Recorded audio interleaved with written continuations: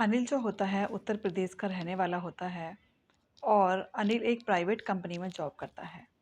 Anil private company में जब job करता है तो उसके ठाट बाट रंग रूप इतने बढ़िया थे कि पूछो मत। उसी के बाद में फिर उसी गांव से राहुल आता है तो राहुल कहता है कि अनिल तुम जिस कंपनी में जॉब करते हो तो वहाँ पर मेरी भी जॉब लगवा दो। अनिल कहता है कि मैं तुम्हारी उस कंपनी में तो जॉब नहीं लगवा सकता, लेकिन मैं किसी और में कोशिश ज़रूर कर सकता हूँ। वो कहता है ठीक है, लेकिन तुम मेरी जॉब लगवा दो ताकि मेरे घर के हालात सुधर जाएं। अब अनिल जो था वो अपने मित्र राहुल की एक प्राइवेट कंपनी में जॉब लगवा देता है। तनख्वाह होती है उसकी 15,000 रुपये और वो लगभग इतने ही उसने अपनी तनख्वाह बताई थी अनिल ने। लेकिन अनिल का ठाट बाट रहन सहन देखकर राहुल बहुत हैरान रहता है।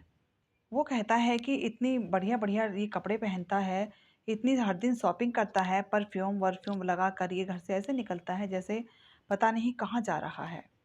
तो उसको दिमाग में शक हमेशा रहता है कि ऐसी कौन-सी नौकरी है जिसमें इतना टिप-टॉप होके इसको जाना पड़ता है, कंपनी में ही तो जाना है, कैसे भी चले जाओ। उसके बाद में फिर वो वहाँ से चला जाता है। दोनों आपस में साथ रहते हैं, कभी वो लेट आता था अनिल, कभी टाइम से आता था और इस तरह से उनकी ज़िंदगी चल रही थी। एक दिन राहुल के दिमाग में आता है क्यों ना मैं अनिल का पीछा करूँ कि ये कहाँ जाता है।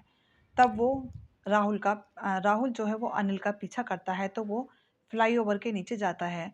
राहुल देखता है छुपकर वो देखता रहता है, वो देखता है लगभग एक 35 साल की महिला एक लग्ज़री गाड़ी में से निकलती है और वो अनिल से कुछ बात करती है।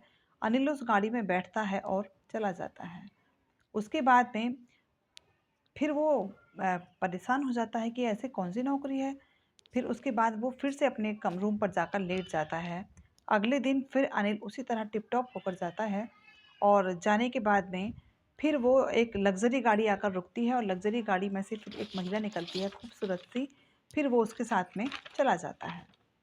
अब इसके बाद में फिर क्या होता है कि राहुल जहाँ पर गाड़ी रुकी थी वहीं पर पहुँच जाता है और वहाँ जाकर जो एक लड़का खड़ा था उससे पूछता है, क्योंकि लड़के जो राहुल डेली हाथ में एक लाल रुमाल बांध कर जाता था। इस चीज़ को वो ज़रूर नोटिस करता था राहुल। अनिल जाता था हाथ में लाल रुमाल बांध कर। तो वो कहता है तुम ये लाल रुमाल बांध कर यहाँ पर इतने लड़के क्यों खड़े हुए हो?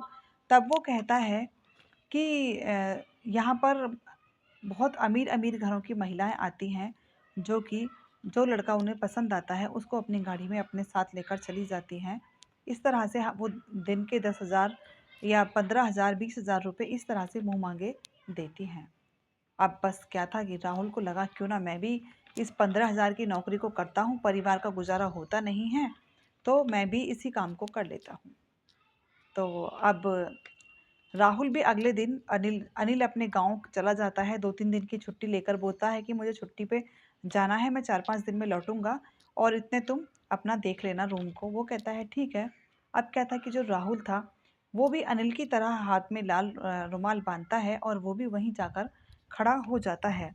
ये जो जगह लगती है आपकी दिल्ली में लगती है और वहाँ पर वो जब लाजपत इलाके में, दिल्ली के लाजपत इलाके में ये जगह लगती है, वहाँ पर फिर वो जाकर राहुल खड़ा हो जाता है। तभी एक गाड़ी लग्ज़री सी आकर रुकती है और वो राहुल से कुछ कहती है और कहने के बाद में उसमें से लगभग 28-30 साल की एक महिला निकलती है और गाड़ी में बिठाकर राहुल को ले जाती है। और इसके बाद राहुल जब उसके महल पर पहुँचता है, तो उसकी आँखें फटी की फटी रह जाती हैं कि इतना खूबसूरत आलीशान इनका घर है और ये मुझे लेकर अपने घर में आई है। तब जो लड़की थी, उसका जो लड़की से फिर वो बातें करता रहता है और जब लड़की से बात करता है तो वो कहती है कि जो मेरे पति हैं, वो विदेश में काम करते हैं, उनके पास में पैसे की तो कोई कमी है नहीं और ना ही वो मेरे पास में कोई पैसे की कमी है और मुझे एक अपने जीवन बिताने के लिए एक व्यक्ति की ज़रूरत है, जो मैं तुम्हें यहाँ पर लेकर आई हूँ। फिर वो कहती है कि तुम अब तक कितने घरों में जा चुके हो? तब राहुल कहता है कि मैं आज पहली बार ही आया हूँ और पहली बार ही मैं आपसे मिला हूँ, मैंने कभी ये काम इतना नहीं किया है। तब उसके बाद वो महिला कहती है कि अब तुम किसी के लिए कोई काम नहीं करोगे, जब-जब तुम जितना पैसा माँगोगे तुम मैं बुलाऊँगी और तुम मेरे घर आना और मैं तुम्हें तुम्हारे मुँह माँगे पैसे दूँगी, लेकिन तुम आज के बाद किसी भी महिला के साथ गाड़ी में बैठकर नहीं जाओगे। अनिल कहता है ठीक है और वो नौकरी छोड़ देता है। जब-जब वो महिला उसे बुलाती थी तब-तब वो उसके पास में जाता था। तो दिल्ली के ना लाजपत नगर में भी होता है पुरुषों का व्यापार। मैंने जब ये पहली बार कहानी पढ़ी तो मेरा दिमाग पूरी तरह से हिल गया कि मुझे लगता था कि शायद लड़कियों का ही देह व्यापार होता है, लेकिन इस तरह से लड़कों का भी होता है, ये मुझे जानकारी नहीं थी।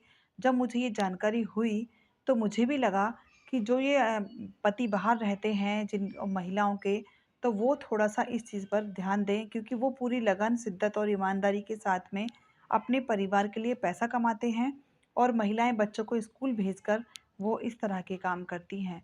तो मुझे लगा कि हमें अपने रिश्ते के प्रति पूरा वफ़ादारी निभानी चाहिए, तो ये वीडियो मैंने आपके लिए बनाई। उसके बाद में फिर जो राहुल था वो पूजा से जब बात उनकी होती है, महीने में वो 2 से 3 बार मिलने ज़रूर आता था राहुल पूजा से। उसके बाद पूजा कहती है कि मैं तुमसे शादी करना चाहती हूँ और अपने पति को तलाक देना चाहती हूँ। ऐसी शादी का क्या ही फ़ायदा जिसमें सुख ही ना हो। फिर वो तुरंत ही आनन-फानन में अपने पति से कहती है फ़ोन पर कि मुझे तुमसे तलाक चाहिए, और पति जो था वो तुरंत फ्लाइट पकड़कर इंडिया आता है और आने के बाद में दोनों के परिवार वाले आते हैं और दोनों के परिवार वालों को बुलाया जाता है। तब लड़की कहती है कि जब मुझे ये पति सुख ही नहीं दे सकता, तो मैं इसके साथ में क्यों रहूँ, और मुझे राहुल के साथ ही शादी करनी है। इसके बाद में फिर वो राहुल के साथ में परिवार वाले भी रज़ामंदी दे देते हैं कि पैसे का क्या ही करना है जब हमारी लड़की तुम्हारे पैसे से खुश ही नहीं है। इसके बाद में फिर वो उस लड़की को इस तरह से अपनी बेटी के पक्ष में लड़की वाले खड़े हो जाते हैं और लड़के को मजबूरन तलाक देना पड़ता है। जो विदेश में रहकर अपनी पत्नी के लिए पूरी शिद्दत और मेहनत के साथ पैसा कमाकर भेजता था ताकि वो उनके परिवार को खुश रख सके, लेकिन इसमें बात ये थी कि पूजा के कोई बच्चा नहीं था। लेकिन पूजा जैसी लाखों हजारों वहाँ की महिलाएं जिनके पति विदेश में रहते हैं, वो इसी तरह से पुरुषों का व्यापार करती हैं और फिर वो दोनों शादी कर लेते हैं, लेकिन सुनने में यही आ रहा है।